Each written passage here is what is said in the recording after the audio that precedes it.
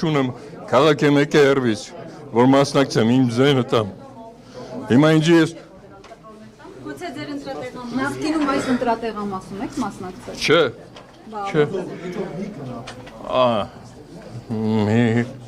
Հիմա Երևանի է կոչվում, օրջանագեզի շրջանում, Չէ, ձեզ ով է ասել, որ սա ձեր ընտրատեղամասն է։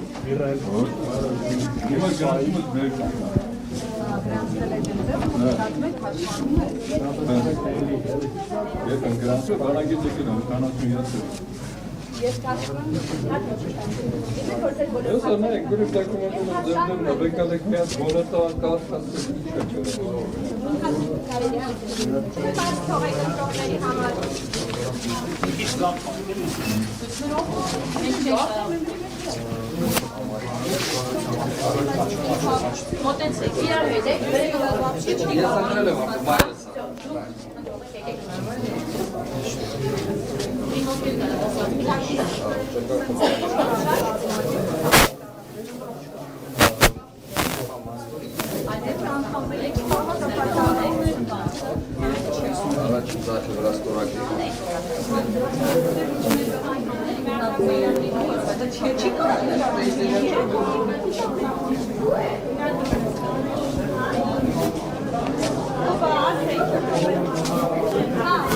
Պարոն նախագահ հանուն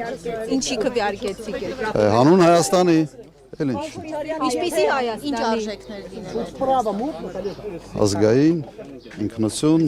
պաշտպանված, անվտանգ, բարեկեցիկ,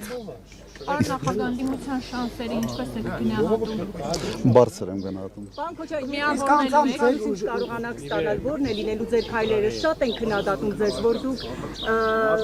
գնացիք խորհրդարան եւ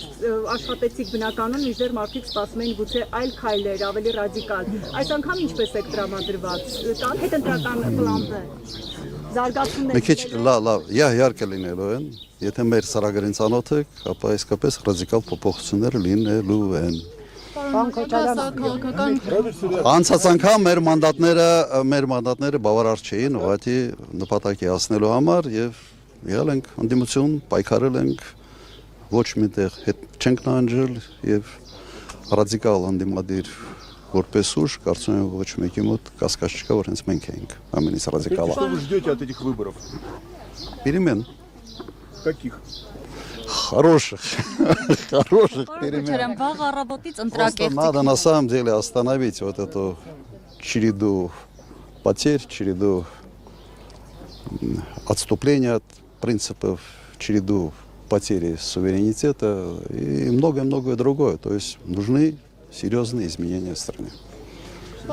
Учитывая отношения Пашиняна и Зеленского, если Пашинян выигрывает, Армения может стать военным союзником Украины? Ну, не думаю, что она может стать военным союзником, но сравнение с Зеленским вообще-то очень к месту.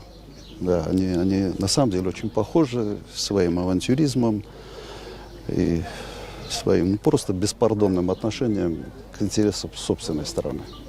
Հակակոռուպցիոն կոմիտեն նաև ձեր դաշինքի վերաբերյալ է տեսանյութեր տարածում ենթադրյալ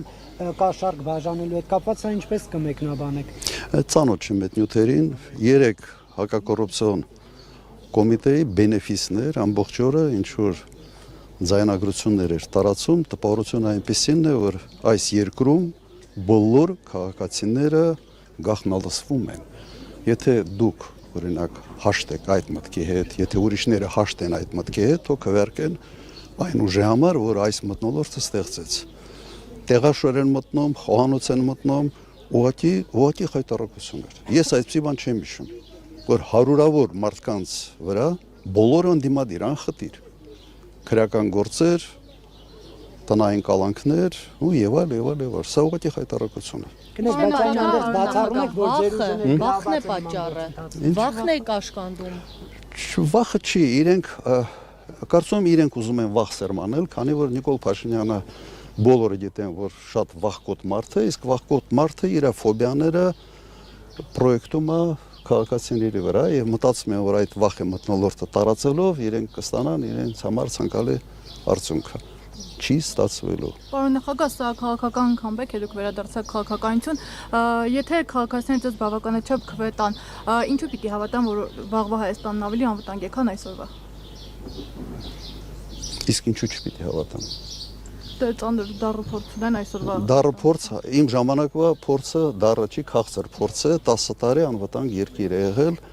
եւ քաղաքացին անվտանգության մասին չի մտածել։ Մտածել է երկրի առաջնորդը, կառավարությունը, այլ ոչ թե քաղաքացին։ Տարբերությունը կարծում եմ էական է։ Իսկ հիմա ամբողջ երկրով քննարկում են անվտանգային հարցը։ Խիպտի, պարզ քաղաքացին խոսա անվտանգության մասին։ Դուք չստանաք ընդդիմության մեջ ամենաշատ ձայները, դուք պատրաստ եք ձեր ձայները տալ ամենաշատ ձայներ ստացած քաղաքական ուժին ընդդիմությունից։ Մենք հայտարարել ենք, որ առավելագույն ձայներ ստացած ընդդիմադիր ուժը իրավունք ունի առաջադրել վարչապետի թեկնածու։ Սա ակնհայտ է, սա ինձ համար նաև սահմանադրությունից բխող հանգամանք է, սահմանադրության ոչ ոգուց, այսպես տրամաբանությունից բխող է, այո, իհարկե։